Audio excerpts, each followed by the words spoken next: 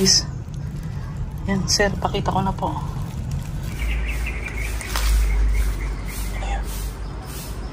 So ito po yung nag-trending before.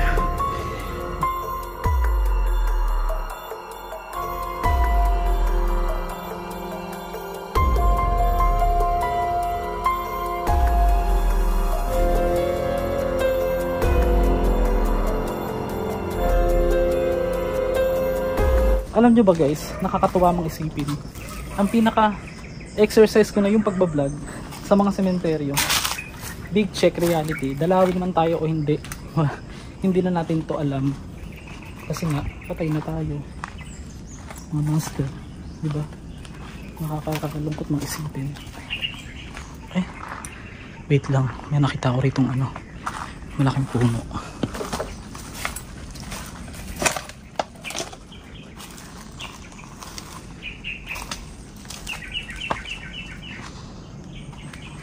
Ano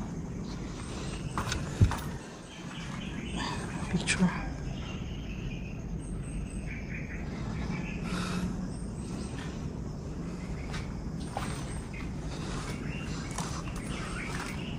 Ang kara, no? Parang iisa lang yung lugar, parang pabalik-balik lang tayo. Try natin doon. Ang daming baraha. Alam ko na, pag naglalaro sa burol o nag-ano, sinasama to sa libing. Unan pa. Yung mga bago nagbo-vlog sa sementeryo at sinasabing inspire sila sa akin, sobrang thankful ko sa inyo kasi yun yun naman dati ang tingin ng iba, hanggang ngayon din naman wala raw kakwenta-kwenta yung vlog ko. Pero habang tumatagal ako sa industry ng pagbo-vlog, nare-realize ko lang na marami na tayong maparealize na tao na yung mga hindi masyadong binabalita, napapakita sa ibang vlog, sa YouTube, puro mga mukbang, puro mga ano, ay sa atin po na ipapakita natin dahil nakakakuha din sila ng lesson.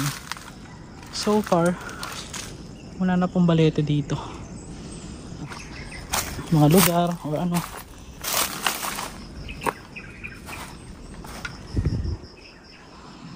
Bakit ano to?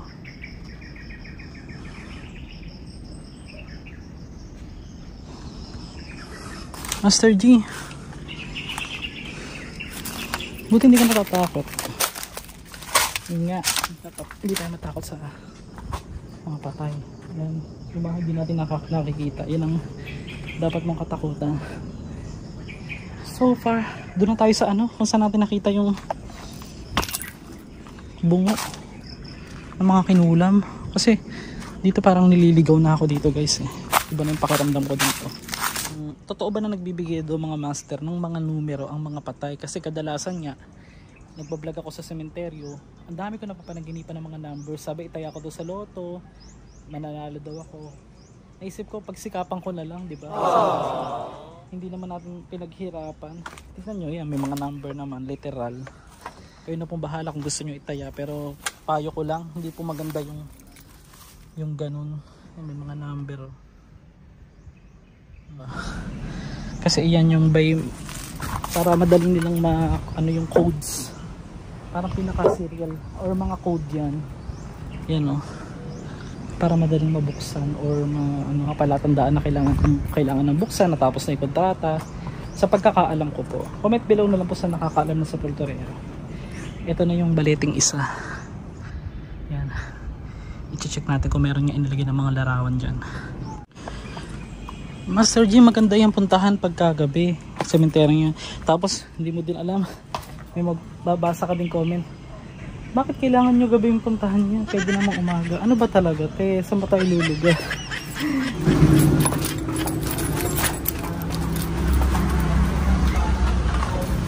Oh my gosh.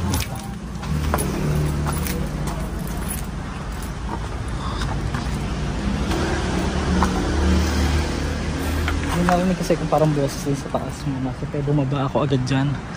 Nakita yung malaking balete na yan. Nung nag-viral po sa KMJS, bago lang, yung mga inilagay po sa loob ng puno. Ngayon, nakakuha na tayo ng hint.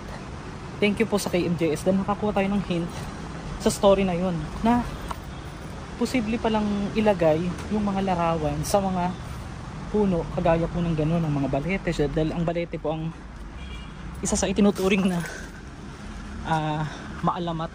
Ito po yung nag-trending sa atin na sementeryo dito po sa Mindanao, kung saan po natagpuan natin dati yung mga kinulam na nag-million views po sa atin at malapit na pong mag 9 million views sa YouTube ng AMJS. Pag sinabing sementeryo, ano yung unang-una mong napifeel mo na last time? Siyempre karamihan sa atin natatakot pagdating sa cemetery. Pero dito, ika lang, nakita ang ibon, no? Din daw, malapit din daw yung mga bahay na mangkukulam dito. Ayon dun kay Ate Che na aking friend. Ano to, kambal? Tatlo sila. 1923, 22 ba to? 23 to 19 ano yan? 1928, 1998. Nandito lang sila magkakasama. Nagpapasalamat din ako sa mga naka-appreciate po, lalong na po yung nababato na agad po. Yung kamag-anak po na nakakakita sa mga vlog ko, nadadaanan doon nila yung puntod nila, hindi na rin nila kailangan dumalaw pa, pero kailangan nyo pa rin pong dalawin upang ilinisin yung inyong puntod, dahil natutuwa raw sila, nakikita raw nila, napapanood daw nila yung mga puntod nila na sakto na i-vlog natin, na i-vlog nga. Dito along Mindanao, mag-alay muna ako ng panalangin dito sa lugar. Actually, sa Diyos muna tayo humingi ng panalangin, and then yung respeto po rito po sa lugar na ito. Panginoon, sana po ingatan nyo ako sa mga hindi ko nakikita rito. Sa pangalan po ng iyong bugtong na anak na si Jesus, marami po salamat sa ngalan ni Jesus. Amen. So actually, hindi ko naman talaga pinapakita pag ako nagpe-pray.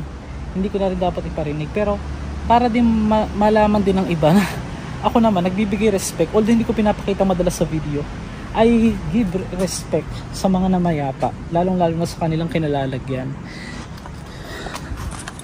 Susubukan natin tignan kung may mga isiningit na mga larawan.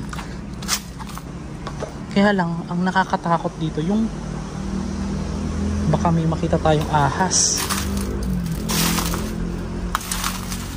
So ang ginagawa pala, pag nagre-ritual sila sa balete, magsisindi daw ng tatlong, base din sa napanood ko sa KMJS, tatlong kandila, either red or black, para pantawag yata yun ng kasi doon sila hihiling sa patay, and then dito na nila gagawin yung mga listahan, yung mga larawan, yung mga sulat. Guys, meron pa ritong isa pang malaking balete na pinagsususpetsahan ko din. Wait tayo, flashlight ng ating camera. So posible na naglagay din sila dito sa mga balete ng mga larawan, or subukan tignan.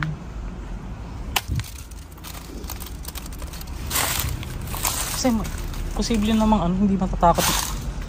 Pwede rin matatakot din yung mangkukulam na magsiksik masyado. Ito, tabi-tabi po. Sisilipin ko lang po kung meron pong nilagay dito. Kasi iyon makikita dapat agad yan kung meron talaga. Mabilis pong lumaki yung balete.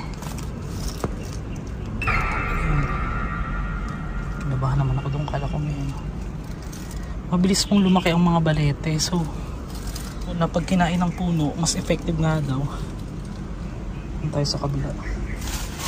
Ang delikado dito yung mga gagamba na tumatalon, makamandag daw. Malay natin, di ba? Mayroon tayong makita. May matulungan na naman tayo kung sakali.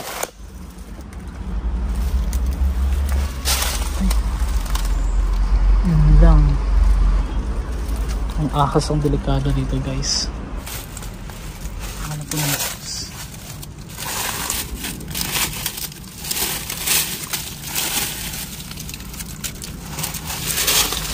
Sabi po.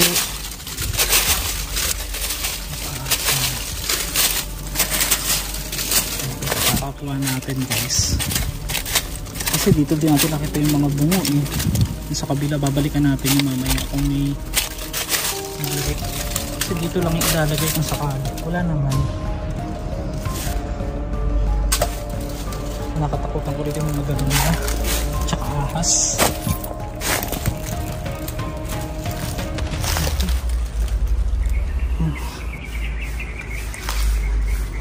Ayan. Nagwawalis. Bakit may nagwawalis doon? May tao doon?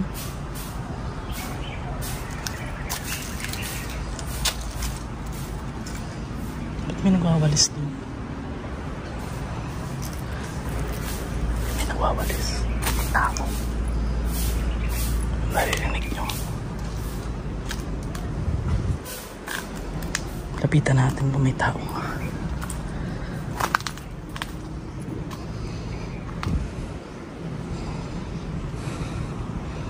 Sumasakit yung tiyan ko mga master. Tingnan natin kung may tao.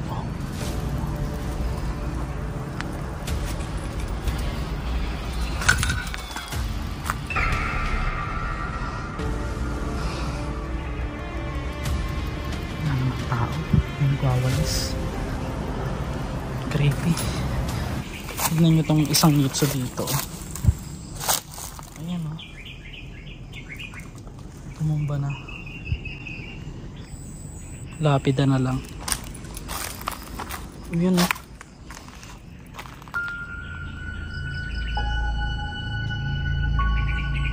Sino nga naman maglilinis ng ganito? Mag-aalas 6 na. Magwawalis. Dinig na dinig guys. Wala namang tao. Mas gusto ko yung ganito. May adventure. Merong laging tanong sa isip. Puntahan na natin kung saan natin nakita yung mga bungo na may mga larawan. Nga pala, I just want to give a shout out to Eileen. O yung isa sa pamilya na mismo nakita natin. Pwede mo ba akong i-PM sa FB page o sa TikTok? Gusto lang kitang kamustahin para malaman din ng tao kung ano ba talaga yung nangyari, yung dahilan kung bakit ka talaga ipinakulam at ang iyong pamilya, para talagang as in makita kita kung okay ka na. At kung okay ka man, sana pumayag ka naman na ma-interview kita, Eileen. Oo. A few moments later.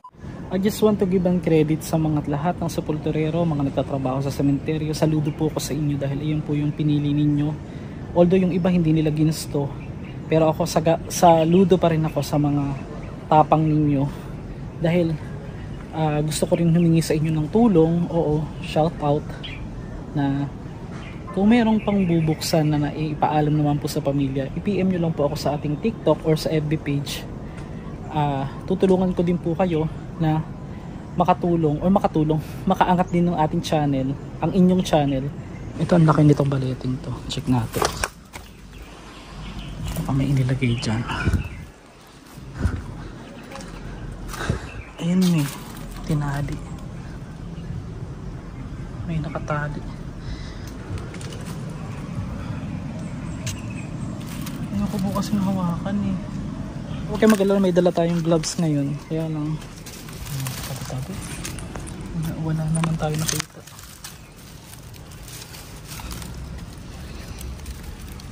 Actually, isa ito sa cemetery, wala nang masyadong dumadalaw mga master. Dahil nga, disclaimer guys, wala akong maipapangako sa inyo na may makikita tayong larawan. Sana nga wala tayong makita. Kasi baka issue na naman, alam mo na, sabihin tayo na naman gumawa ng content. Nakakasawa din magpaliwanag, di ba? Kaya, yung mga hindi na lang naniniwala, manahimik na lang. Oo. Sabihin, public mo pinusin, natural magko-comment kami, natural. Oo nga, ando na nga tayo. So pag nakakita ka ba ng pangit sa daan, sasabihin mo na, bakit ang pangit naman yan? Ay nasa public na lugar din siya, di ba? Kung baga tayo, hanggat sabi nga sa Bible sabi nga din kung ano naniniwala ka din sa Bible. Sabi, igalang nyo ang mga tao. Oo, dapat respeto natin ang bawat isa kasi tayo mga Pilipino dapat nagmamahalan, nagkakampihan, hindi nagsisiraan, naghihilahan, di ba? Kagaya ng kakilala ko, charot. Subukan natin tong isang baleting ito. Napuntahan ko to pagkatapos ng araw ng mga patay, November 1. Ngayon, gantong-ganto din halos dahil wala ako nakitang halos na dumalaw. Konting kandila lang yung nakita natin dito guys. Guys, wala man tayo nakita na ano, creepy naman ito. Tingnan mo, ang tao. Para siyang tao na nagdadasal. Tapos meron dito parang Ba yan? Mga master, pakisamahan nyo na ako sa buong video dahil meron pa tayong dediretsuhing sementeryo na last na po yun. So ito na yung pinakabubong niya. Ingatan nyo po ako, Panginoon, sa pagkakataong na ito. Para po sa kaalaman ng lahat, wala tayong nakita ngayon. Buti naman kasi sabi ko may nakita tayo, may ginawa na naman ng masama. Buti na lang wala. Yan, wala na. Sarado na yung kanilang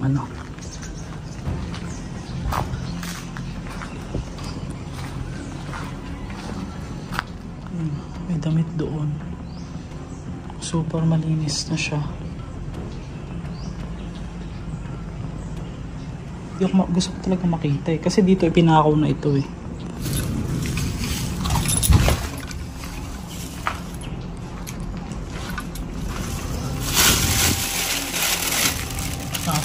Kailangan natin magmadali guys. Ito mga putol. Ito na sampo. Hindi ko na po ito. Ano naman ito?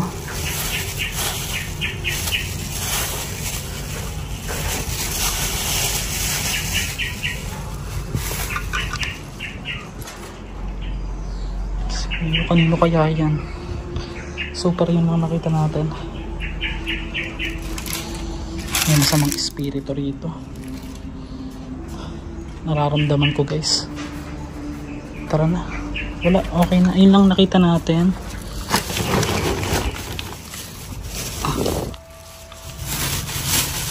Putol na mga rebulto. Ito may damit dito. Makakilala mo itong damit na ito. Shoutout sa iyo. Pakita natin. Ay! May picture. Damit po siya, may picture guys. Yan sir, pakita ko na po. Bakit mayroon dito? Ito na naman. Nakalagay pa sa loob ng damit Ayan, baka sabihin nila ako may kagagawa na naman ito. Papakita ko na. Ito may damit. Ito yung dito tayo nakadiscover before. Yan guys. May damit po. Sa ngalan ni Jesus. Kinakabahan ako. May malamig na hangin ngayon guys. Tara, hindi tayo magtagal dito. Balik natin. Ibinalot po yung damit nyo. Yan katunayan po na hindi ko po kinuha tong na to sabihin. Kinuha ko sa Facebook or what. Ito po ay nandito na. Ngayon, galing po ito sa sa bahay mismo siguro pag mamayari niya siguro itong damit. Nakabalot nakita ko yun. Balik natin. Hindi ko alam kung para saan yan. Sa pangalan po ni Jesus. May bumula naman dito. Saan wala naman picture. Bakit dito na naman ginagamit yung mga ganyan?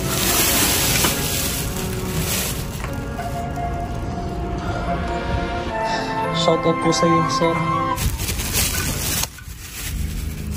Para po sa mga taong nakakapanood ngayon o nakakakilala sa taong ito na nasa larawan na ibinalot sa isang damit dito po mismo sa loob ng sementeryo, ay maaari kayo mag-PM sa mga nasa screen na mga contacts o mga social media account natin.